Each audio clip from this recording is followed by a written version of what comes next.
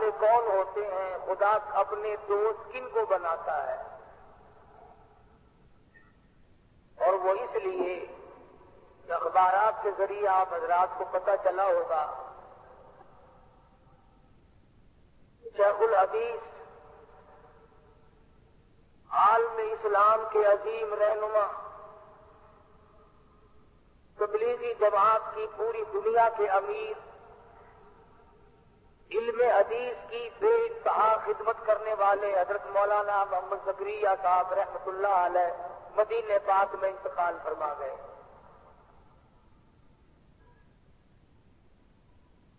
15 سال سے وہیں ڈیرا لگا رکھا تھا کہ یار کے شہر میں دفن ہو جاؤں۔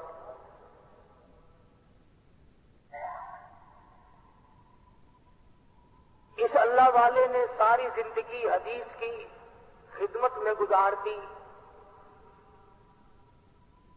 مدنی کریم صلی اللہ علیہ وسلم کی حدیث پاک کی شرح لکھی، ترجمے لکھے،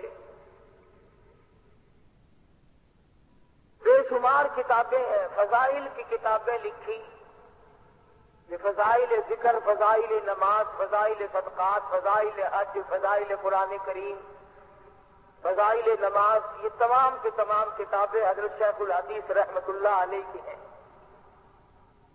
14 زبانوں میں یہ فضائل کی کتابیں لکھی جا چکی، دنیا کی 14 زبانوں میں، اور 24 گھنٹے میں کوئی وقت ایسا نہیں کہ جس وقت میں ان کتابوں کو کوئی نہ کوئی کہیں نہ کہیں پڑھ نہ رہا۔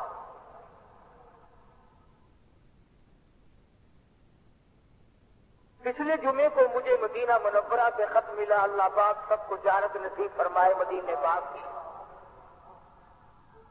اس میں شیخ الحدیث کا سلام لکھا ہوا آیا تھا،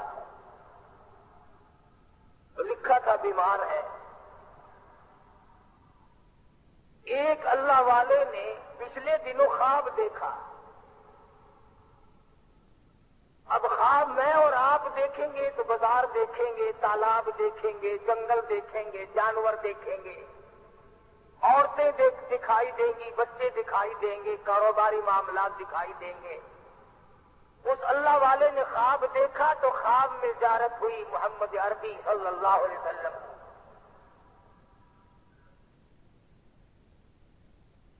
یہ بات آسان نہیں ہے، یہ دولت اور سونے چاندی اور کوٹھی بنگلے اور صدارت گورنری سے نہیں ملتی یہ چیز۔ یہ تو بس یوں ہی دنیا کے سودے ہیں۔ کسی کو کہتا ہے کہ سونے چاندی کی چمک بس دیکھنے کی بات ہے، سونے چاندی کی چمک بس دیکھنے کی بات ہے، اور 4 دن کی چاندنی اور پھر اندھیری رات ہے۔ صرف یہ تو چند دنوں کا میلہ ہے جس پہ ہم مگن ہو گئے،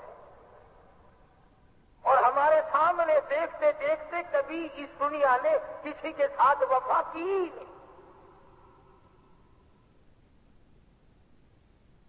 تو جس اللہ والے کو زیارت ہوئی حضور اکرم صلی اللہ علیہ وسلم کی، آپ نے فرمایا کہ محمد زکریا کو میرا سلام کہو۔ کتنا خوش نصیب ہوتا وہ آدمی جس کو کالی کملی والے سلام بھیجتے ہو۔ اور یوں فرمایا کہ مجھے 2 چیزوں سے پسند آیا۔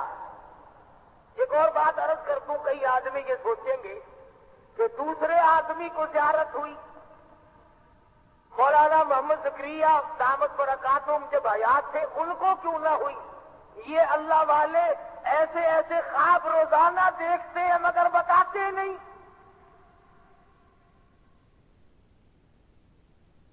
خدا جانے کتنی مرتبہ حضور صلی اللہ علیہ وسلم کی زیارت ہوئی اس شیخ الحدیث کو، مگر بتایا نہیں کرتے تھے، اور اگر بتاتے تو میرے تیرے جیسے کہتے جی جھوٹ بول رہا ہے۔ دوسرے آدمی کو کیا ضرورت پڑی کسی کے لیے جھوٹ بولنے کی؟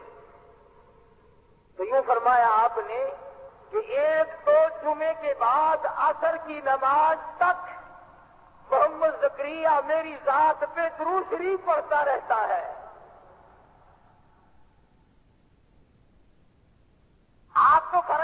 نقشے پورے کرتے ہیں اور قرب و جوار کے لوگ تو معلومات رکھتے ہیں کہ خطبے کی اذان ہوئی کہ نہیں. تمہیں کیا معلوم اس ساتھ میں کیا بچتا ہے, کیا تقسیم ہوتا ہے, مالک کے دربار سے کیا عطا ہوتی ہے. خدا کی قسم اگر تمہیں پتہ چل جائے کہ جمعے کے وقت میں اللہ کی رحمتوں کا کتنا نزول ہوتا ہے, تم بیویوں کو طلاق دے کر مسجد میں بیٹھ جاؤ.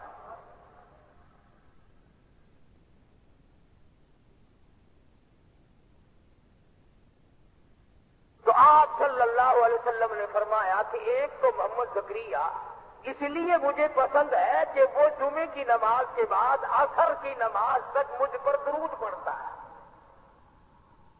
اور دوسری بات یہ کہ فضائل درود شریف لکھ کر کتاب لکھی ہے صلی اللہ علیہ نے درود شریف کی فضیلت میں. فضائل درود شریف لکھ کر امت کو میری عظمت بتلائی محمد زکریا نے. فرمان ہے مدنی کریم صلی اللہ علیہ وسلم کا, ایک اللہ والے کو خواب میں بتایا. یہ باتیں سب کو نہیں ملا کرتی.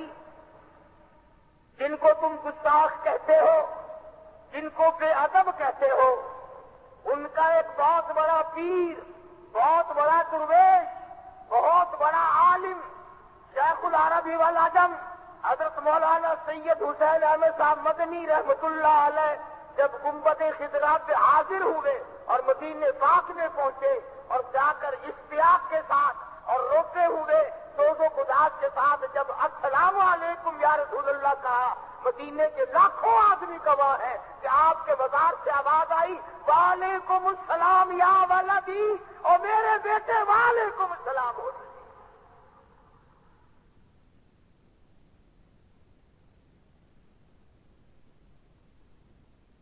تو ان حضرات کا کیا کہنا.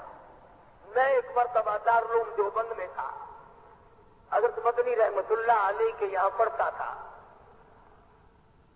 کوئی تیاری نہیں تھی, کوئی ذکر نہیں تھا, حج پہ جانے کا اس سال کوئی پروگرام نہیں تھا. اچانک سبق پڑھایا اور فرمانے لگے لو بھائی میں چلا ہوں, میں جاؤں گا, تمہاری چھٹی رہے گی کافی دنوں. ہم نے پوچھا حضرت کہاں؟ فرمانے لگے کہ حج کو جاؤں گا. ہم نے کہا حضرت جی ہمارے سب کو حرج ہوگا, آپ نے 18 برس تک تو وہاں بیٹھ کر حدیث پڑھائی آقا کی روزے کی جالیوں کی چھاؤں میں.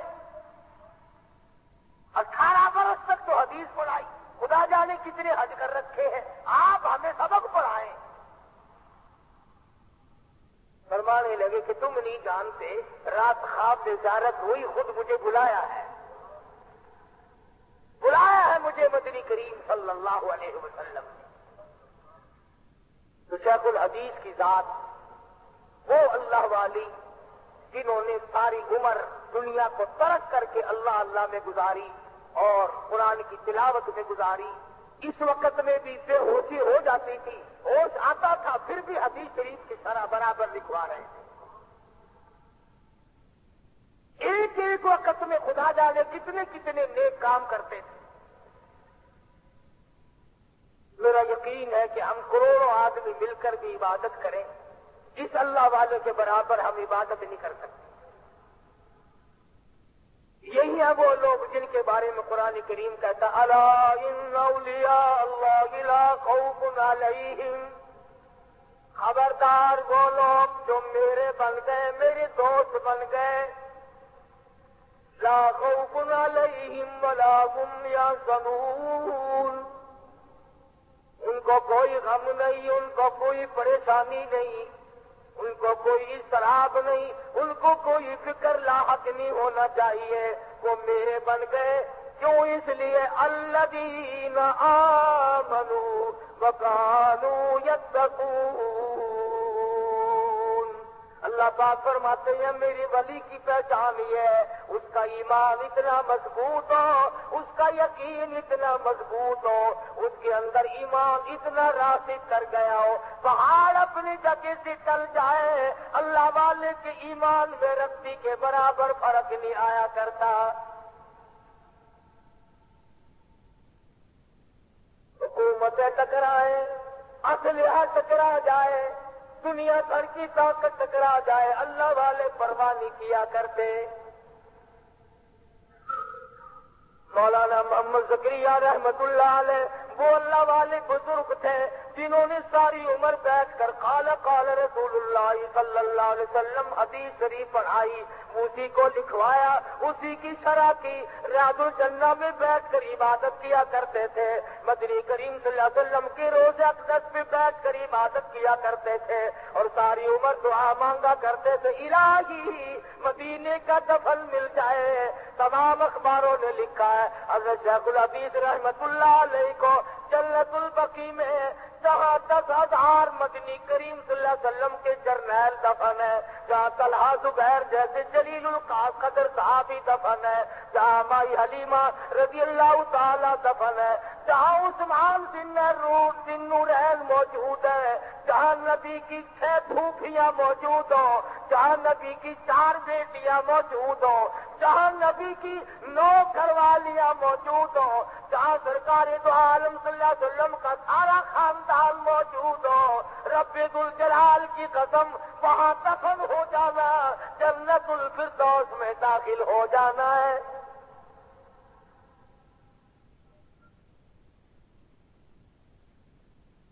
خود فرمایا مدنی کریم صلی اللہ تعالی علیہ وسلم نے یہ جنت کا ٹکڑا ہے جو جنت میں پہنچ گیا, خود یہیں سے حساب و کتاب کے بغیر پہنچ گیا.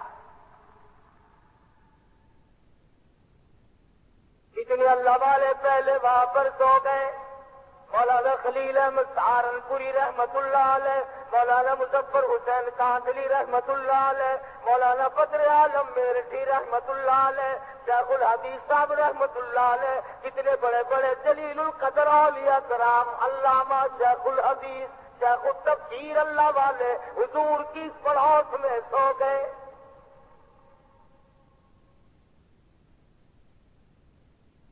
مقدر اپنا اپنا, بہرحال اس کی تمنا بھی تو کوئی چیز ہے. ہم میں سے کتنے لوگ ہیں کہ اس بات کی تمنا کرتے ہیں کہ ریاض الجنہ کی عبادت مل جائے اور جنت البقیع کا دفن مل جائے, اور کتنا مبارک ہے وہ آدمی جس کا جنازہ مدینے کی گلیوں سے گزر رہا ہو.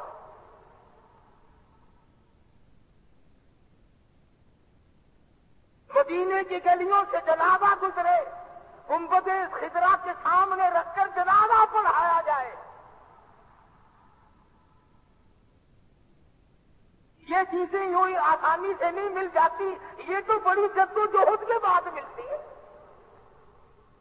صحابہ کرام نے تمنائیں کی, آرزویں کی, حسرتیں کی, سارے اللہ والے اسی تمنا کو لیے دنیا میں پھرتے رہے, یہی آرزویں کی, اور جہاں تک ممکن ہو سکا اس پر عمل کر کے دکھلایا.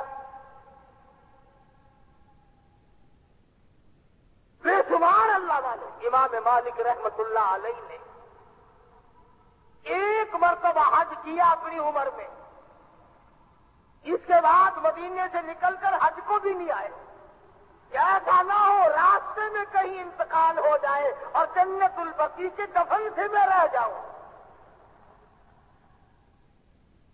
امام مالک رحمت اللہ علیہ نے جتنی عمر مدینے پاک میں گزاری 3 میل کے ایریے میں پیشاب کبھی نہیں کیا. مدینے پاک شہر میں جوتے پہن کر کبھی نہیں چلے. ساری عمر امام مالک نے احترام میں گزار دی. اتنا ادب تھا ان حضرات میں. امام مالک رحمت اللہ علیہ حدیث شریف پڑھانے کے لیے بیٹھے, چمڑے کے موزے پہن کر آئے ہوں گے, موزے کے اندر بچھو بڑھ گیا, بچھو داخل ہو گیا بٹوا, پہاڑی علاقے کا بچھو. امام مالک کو ٹک مارتا ہے پیر میں. سارے شاگرد دیکھنے والے سمجھ رہے ہیں کہ حضرت کو کوئی تکلیف ہو رہی ہے, سارا رنگ پیلا پڑ جاتا ہے. کچھ دیر کے بعد اس نے پھر ڈک مارا, اور کچھ دیر کے بعد اس نے پھر ڈک مارا. گھنٹہ 2 گھنٹہ تیسری